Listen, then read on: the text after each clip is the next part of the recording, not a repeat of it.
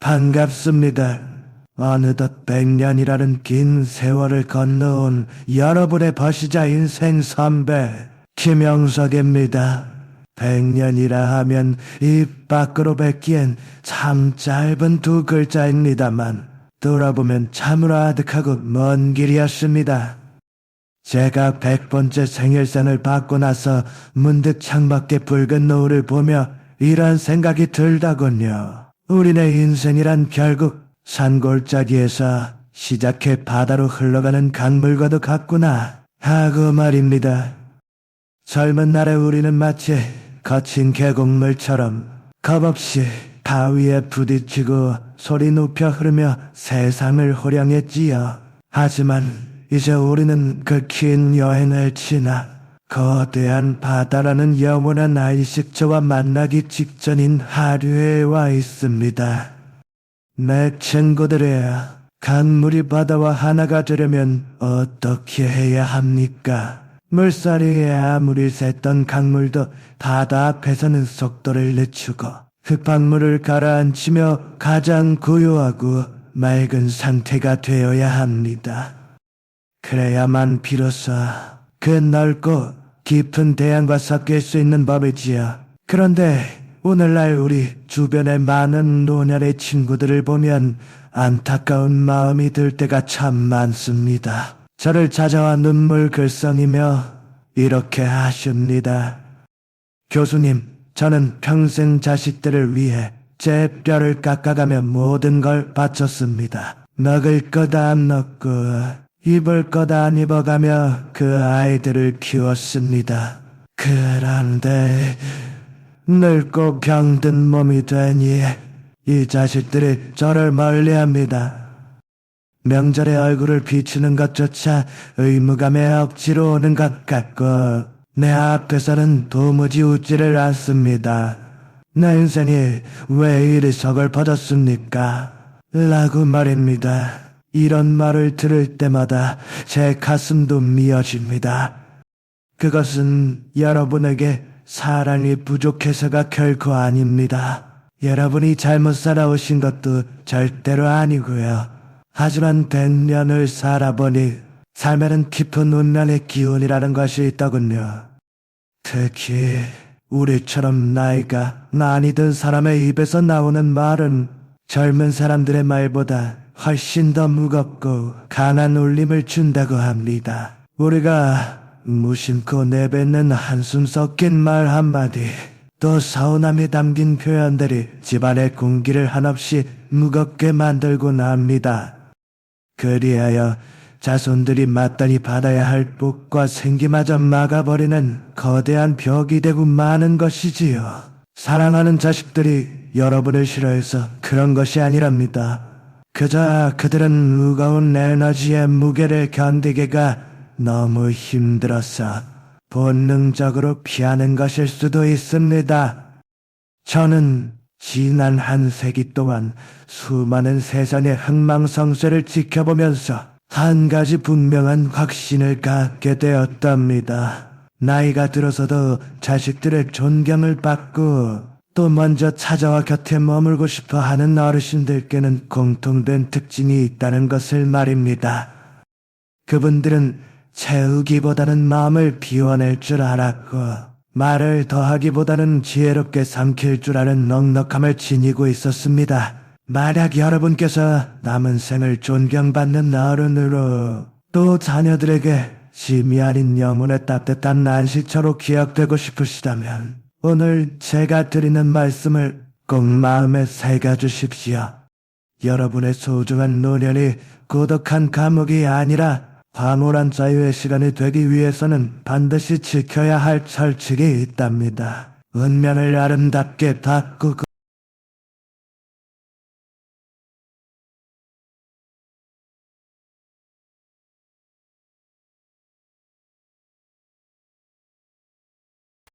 오늘 저와 함께 그 무거운 마음의 짐을 내려놓는 연습을 한번 시작해 보시겠습니까? 첫 번째로 여러분께서 자식들의 진심 어린 존경과 집안의 번영을 원하신다면 입 밖으로 꺼내는 순간 모든 것을 망치는 재앙이 되는 말이 있습니다. 그것은 바로 나는 몸이 너무 아프다. 사는 게 너무 힘들다. 내 팔자는 왜 이 모양이냐 하는 식의 끝없는 신세 한탄과 아픈 몸에 대한 하소연입니다. 제 100년의 기억 서랍 속에 아직도 잊히지 않는 친구가 한 명 있답니다. 그 친구는 젊은 시절 꽤 많은 재산을 모았고 자식들도 남들이 부러워할 만큼 번듯하게 잘 키워냈습니다. 겉으로 보기에는 남부러울 것 하나 없는 넉넉한 노년처럼 보였지요. 하지만 그의 만류는 참으로 쓸쓸하기 그지없었습니다. 그 친구에게는 아주 고치기 힘든 나쁜 말버릇이 하나 있었는데 자식들이 오랜만에 집에 오면 반가운 얼굴로 맞이하는 대신 미간을 찌푸리며 이렇게 말을 시작하는 것이었습니다. 아이고, 온몸이 쑤시고 아파라. 어젯밤에도 다리가 쑤셔서 한숨도 못 잤단다. 내가 너희들 키우느라 이렇게 골병이 들었는데 이제 늙으니 아무 소용도 없구나. 사는 게 지옥이다. 지옥이야. 하고 말입니다. 처음에는 자식들도 아버지의 건강을 몹시 걱정하며 좋은 약도 지어오고 병원에도 모시고 다녔습니다. 하지만 아버지의 그 불평은 좀처럼 멈추지를 않았습니다. 약을 먹어도 아무 소용이 없다. 하셨지요. 의사도 다 돌팔이야. 하고 말씀하시곤 했습니다. 나는 그냥 죽는 날만 기다리고 있단다. 이런 말씀을 수도 없이 하셨습니다. 기껏 귀한 시간을 내어 찾아온 자식들을 앉혀두고 서너 시간씩이나 자신의 고통과 외로움만을 본물처럼 토해내셨습니다. 결국 어떻게 되었을까요? 여러분, 자식들의 발길이 점점 뜸해지기 시작하더군요.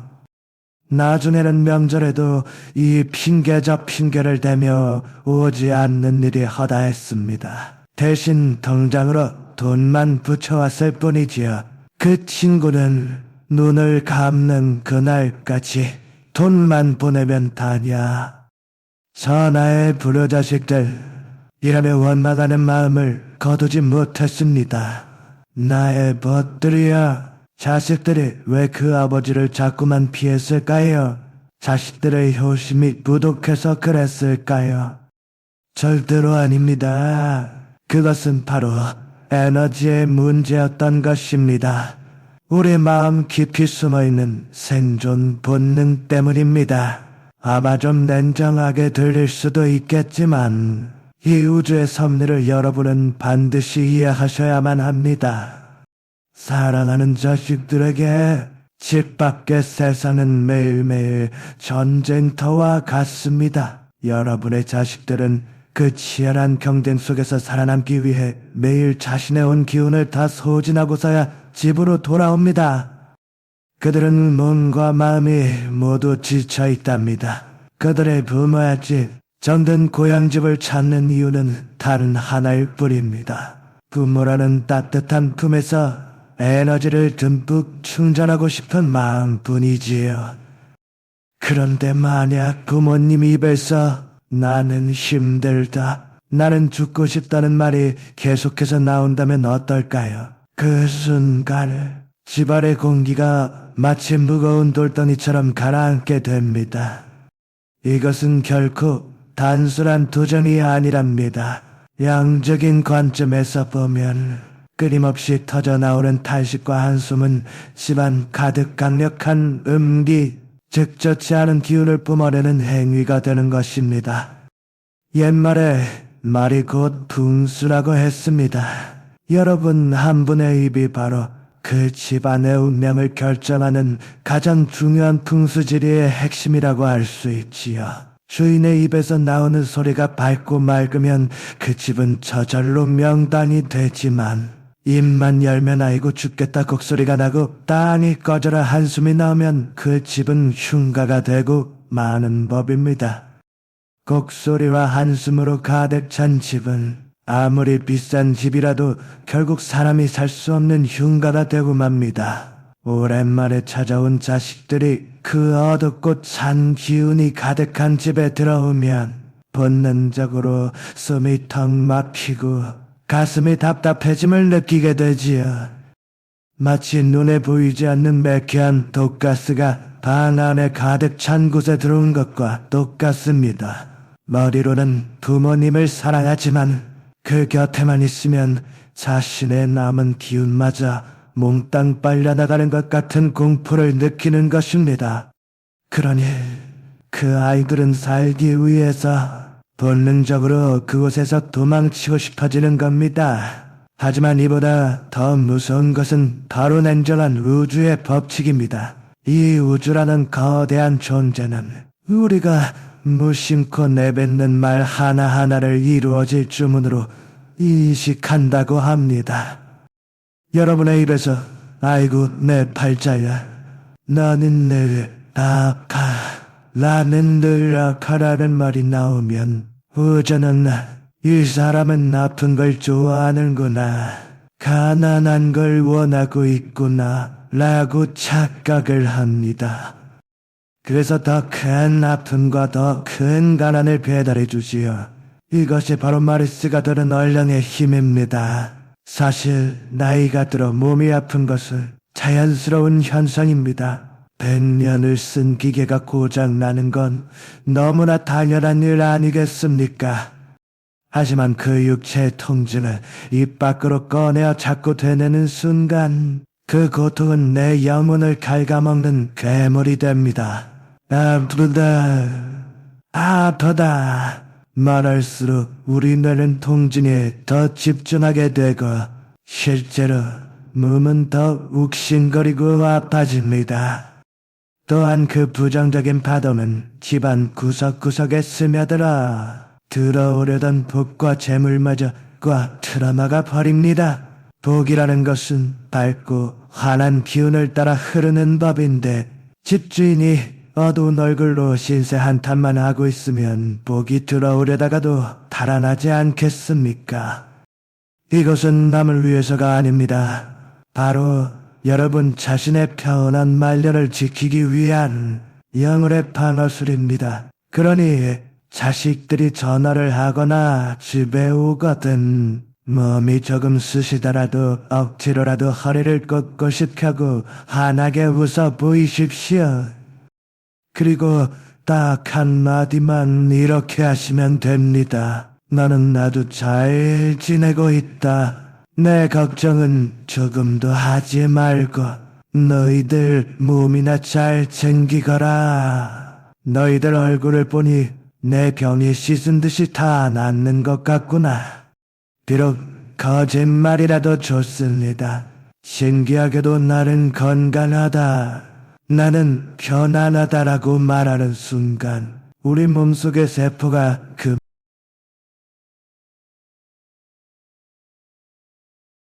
그것이 바로 긍정의 기운이지요.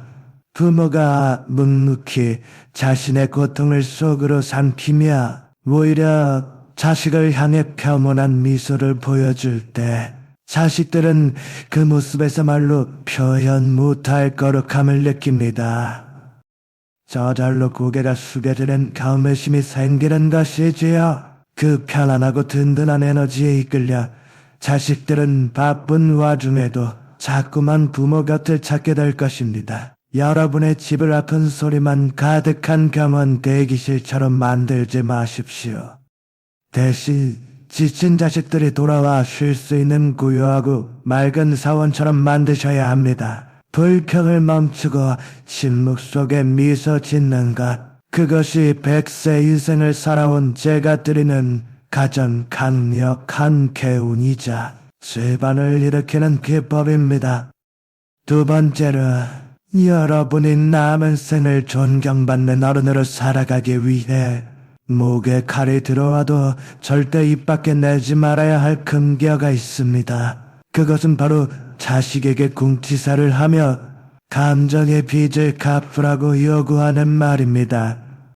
내가 너를 어떻게 키웠는데, 내 청춘 다 바쳐서 너 하나 잘 되라고 희생했는데, 네가 나한테 어떻게 이럴 수 있냐? 내가 아니었으면 네가 지금 그 자리에 있을 수나 있었겠냐? 어쩌면 이 말들은 우리 세대 부모님들의 가슴 속에 맺힌 가장 깊은 한일지도 모릅니다. 불이 끄개를 넘으며 입고 싶은 옷 한 번 못 입까, 먹고 싶은 것 꾹 참아가며 오직 자식 입에 다 들어가는 것만 보고 살아오셨지요. 그러니 늙고 힘없어진 지금 자식이 조금만 소홀해도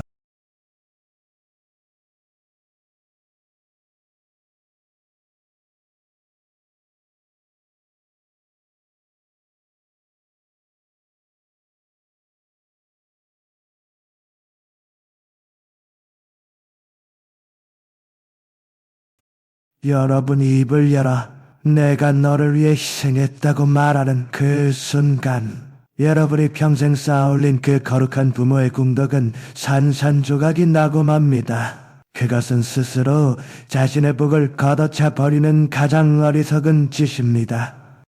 우주의 인자, 즉 대자연의 관점에서 부모와 자식의 관계를 한번 들여다봅시다. 사랑은 본래 위에서 아래로 흐르는 내리사랑입니다.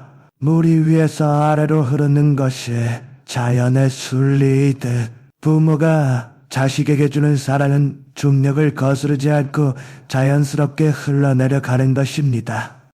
자식 노무사는 결코 거래가 아닙니다. 나중에 돌려받기 위한 투자도 아닙니다. 그저 거룩한 생멸의 흐름일 뿐입니다. 그런데 여러분이 자식에게 보상을 바라고 희생을 생색내는 순간, 그 순수한 사랑의 흐름은 거꾸로 치솟는 역류를 일으킵니다. 영적인 세계에서 보면 대가 없는 사랑은 찬란한 빛을 내뿜습니다. 그것이 바로 따뜻한 양기입니다. 하지만 대가를 바라는 마음이 그 속에 섞이는 순간, 그것은 무겁고 끈적끈적한 탁한 기운으로 변하고 만답니다. 제가 아는 지인 한 분이 계셨습니다. 그분께서는 평생을 오로지 자식 교육에 모든 것을 쏟아부어서 아드님을 훌륭한 의사로 키워내셨습니다. 친구들 모임에 가시면 늘 아들 자랑을 늘어놓으셨고, 내가 시장 바닥에서 얼마나 어렵게 장사해서 이 아이를 키웠는지 아느냐고 말씀하시곤 했습니다. 그리고 아들을 향해서는 너는 내 인생의 가장 큰 보상이다라는 말을 마치 주문처럼 끊임없이 반복하셨지요. 결국 그 아드님은 어떻게 되었을까요? 나의 벗들이야. 어머니께 매달 큰 돈을 생활비로 넉넉히 보내드렸습니다. 하지만 어머니를 직접 찾아뵙지는 않았습니다. 전화를 해도 그저 사무적인 목소리로 용건만 짧게 이야기하고 끊기 바빴습니다. 전화를 하실 때도 사무적인 목소리로 짧게 용건만 말씀드리는 것이 전부였습니다. 그 어머니께서는 천하의 불효막심한 놈이 돈 좀 번다고 유세를 떤다며 땅을 치고 통곡하셨습니다. 하지만 이것은 아드님의 잘못이라고만 할 수는 없답니다. 어머니께서 자식과의 관계를 마치 돈을 빌려준 채권자와 평생 갚아야 할 채무자의 관계로 만들어 버리셨기 때문이지요. 내가 너를 위해 이렇게 희생했으니 이제는 네가 나에게 갚아야 한다는 그 무거운 에너지는 듣는 사람에게 강력한 압박이 되어 숨통을 조여오는 것과 같답니다. 자식의 입장에서 보면 부모님은 더 이상 편안한 날씨초가 아닙니다. 평생을 갚아도 다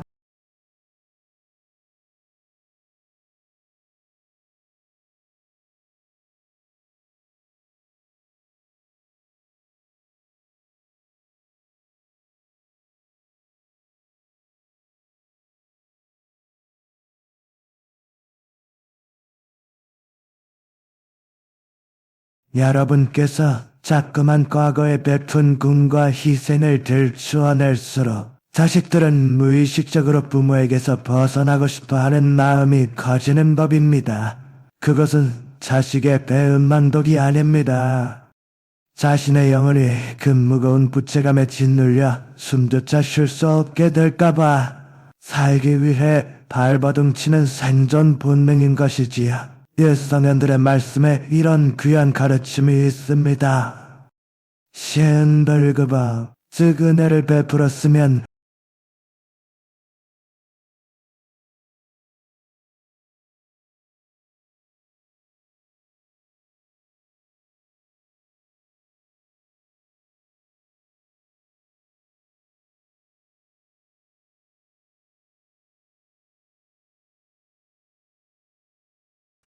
부모님의 희생은 그 어떤 것과도 바꿀 수 없는 숭고한 것이지요. 하지만 그 숭고한 마음을 입 밖으로 내뱉어 마치 청구서를 내미는 순간 그 숭고함은 온데간데 없이 사라지고 오직 비참한 거래만이 남게 된답니다. 여러분이 자식을 귀하게 키워낸 것은 그저 자식이 너무나 예뻐서 내 귀한 새끼이기 때문에 그리고 여러분이 주어서 행한 일이어야만 합니다. 나는 내 부모로서의 할 도리를 모두 다 했다. 그것만으로도 내 인생은 충분히 가치 있고 아름다웠다. 이렇게 너그러운 마음을 꼭 드셔야만 한답니다. 과거에 겪었던 그 모든 고생을 자꾸만 보상받으려 하지 마십시오. 그 보상을 자식에게서 찾으려고